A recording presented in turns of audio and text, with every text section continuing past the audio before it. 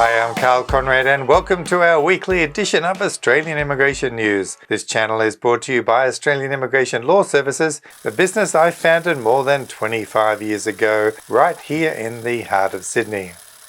VETASSESS is Australia's largest skill assessment body for the Australian visa migration system. Last year, they closed off the assessment application to 7 trades listed here in their announcement back then. From next week, they will open again for cooks, diesel motor mechanics and motor mechanic general. Remember, VETASSESS does not do the Job Ready program for tradespeople who have studied in Australia. TRA is the only body that still does that assessment. Also next week on the 23rd, they have modified the way you apply for the trade occupation assessments. From next week, you can submit documents to VETASSESS and they will assess if there are enough to make it decision ready. If there are not enough documents, applicants will be encouraged to provide more before they have to pay and actually start an application. This is indeed a very thoughtful and generous process. It means that those who do not have enough documentation to be able to prove their work experience will be told they don't have enough and not to waste their application fee to find out by receiving a negative result. We wish all skill assessment bodies took that approach before putting out their hand for payment first. The South Australian Government has now released its new DAMA occupation list. 128 additional occupations have made it onto the regional DAMA list, including construction and trades, agribusiness, ICT, health, education, and renewable energy sectors. The construction occupations are fairly extensive now, which is a huge improvement, but of course the hard part about DAMA is finding an employer who is willing to sponsor you. The good side of DAMA, of course, is the age concession of up to 55 to get PR. Last week we discussed how New South Wales Government is using the Immigration Department's TSMIT minimum $70,000 income requirement before they will sponsor an applicant for the 491 visa under Pathway 1. This income level significantly prevents those working hard in regional Australia in their nominated occupations from acquiring state sponsorship. Most regional employers will pay the federal government's Fair Work Australia award wage. However, many award wage levels are less than the TSMIT, most in the $50,000 to $65,000 range. One example of this is for chefs. According to Fair Work Australia's official pay scales, a full-time chef at the highest level 6 award rate is paid $981.50 per week. This does not include overtime or the higher weekend rates, and this equates to approximately $51,000. Tonight, we are chatting with Jessica Mumm, a sous chef who cannot apply for New South Wales Sponsorship Pathway 1 because, like many of her colleagues, she does not get paid $70,000. Jessica came to Australia from Brazil as an international student and is now working at Pit Pit, a modern restaurant in the northern New South Wales Rivers region. She is paid the award wage like all the other employees in the business. Her graduate 485 skilled visa will expire in just over 6 months.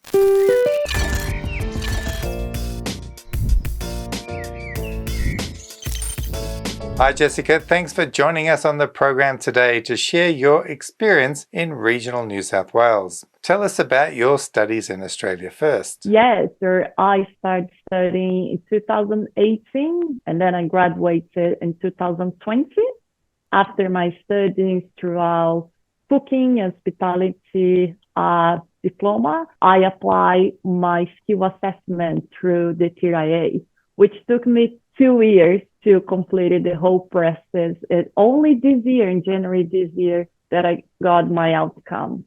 Wow, that's such a long time. And it's such a disadvantage for tradespeople who study in Australia. And I don't think there's any other skill assessment that takes so long. No. If you're comparing to VETASSESS or other TRA, it was the slowest one. Yes, it most definitely is. Now tell us a bit where you've worked in Australia. So I live in Northern Rivers. So I've been throughout a few restaurants, let's say about 6 restaurants. The restaurant that I've been working at the moment is a very nice restaurant. It's a local in Pottsville. So there's not many people in Pottsville, but it's like one of the best restaurants in Northern Rivers. So we got these awards of best restaurants in Northern River. We got 2 hats.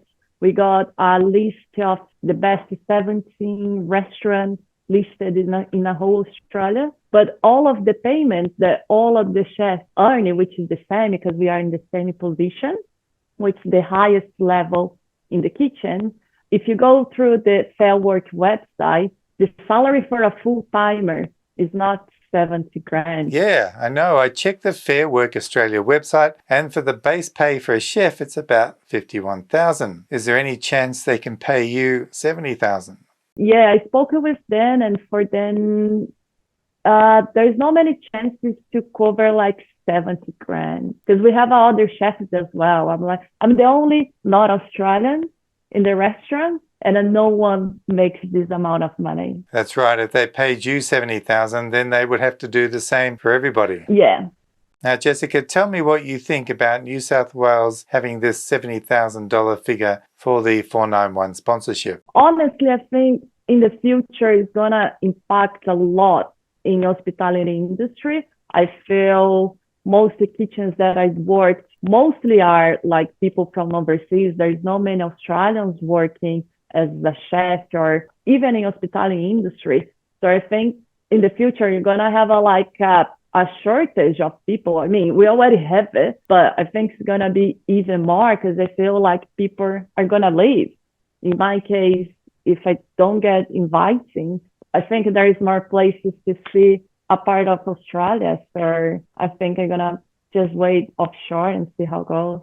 It's sad to hear that you may have to leave Australia and not get the opportunity to stay, but I certainly hope that turns around for you. Thanks, Jessica, for coming on the program and sharing your experiences. We are sure you are not alone in feeling let down by the New South Wales government. If Investment New South Wales is watching, perhaps after July we will see this TSMIT requirement of a $70,000 minimum salary dropped altogether when the larger quotas are allocated in the new financial year. And speaking of quotas, the next financial year budget is being handed down soon, so don't forget to watch our special budget edition where we stay up all night to analyse the migration-related figures so you get the story the next day. Don't forget, if you need help, we are always here, just like we have been for the last 25 years. Book a consultation online using our website, but if you need an earlier time, pick up the phone and talk to 2 lovely real people, Hay and Pat. Stay tuned for the world of Australian immigration, where anything can happen from week to week. As always, take care out there and I'll see you next time. So bye for now.